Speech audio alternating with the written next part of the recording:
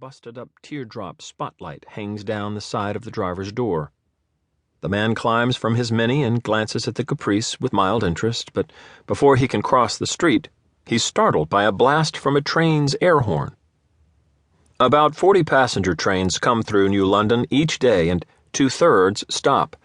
Amtrak's Northeast Regional and the Acela Express, as well as a commuter line between New London and New Haven. And each blasts its horn. As if in response, the Mini goes beep beep as the locks click shut, and the man continues across the street to a shoe repair shop. The Greek shop owner has been there for more than 30 years and prefers to be called a cobbler. The man is on his way to pick up a pair of shoes, new soles, heels, and a good polishing for his black Bruno Magli slip-ons.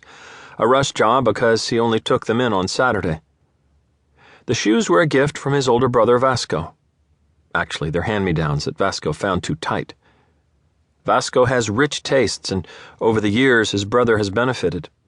Another item taken from Vasco is a purposeful stride, leaning forward and walking quickly, which, when a teenager, our friend liked enough to copy, and which makes any destination seem the only one possible. The man's name is Connor Raposo, though his Portuguese parents baptized him Juan Carlos, and into his late teens, everyone called him Zeco. But just before college, he decided he needed a new identity and changed his name to Connor. He's in his mid-20s, thin, 6 feet tall, straight nose, chestnut eyes, moderately handsome, black hair that grazes the collar of his jacket, though if we were really looking down from a cherry picker, we might see an incipient bald spot, which in 20 years, if he lives that long, will overspread his dome. Besides his purposeful walk, he has a purposeful face. Connor will appear somber even when telling a joke, but his expression derives from the shyness he felt as a kid. It discouraged people from talking to him. You know that bromide, "He's laughing on the outside but crying on the inside"? Connor's just the opposite. Unlike the pasty winter faces of others on Bank Street, Connor's face is tanned, which is no surprise since he left San Diego a week ago. And yesterday, dropping off his shoes, was his first visit to New London. What else? He wears jeans, running shoes, and a brown leather jacket he's had since college. But to move along, Connor has given the elderly cobbler his claim ticket, and the cobbler has held up the black Bruno Maglis for Connor's inspection. He sets them on the counter, where they glisten like anthracite. The leather soles are a change for Connor.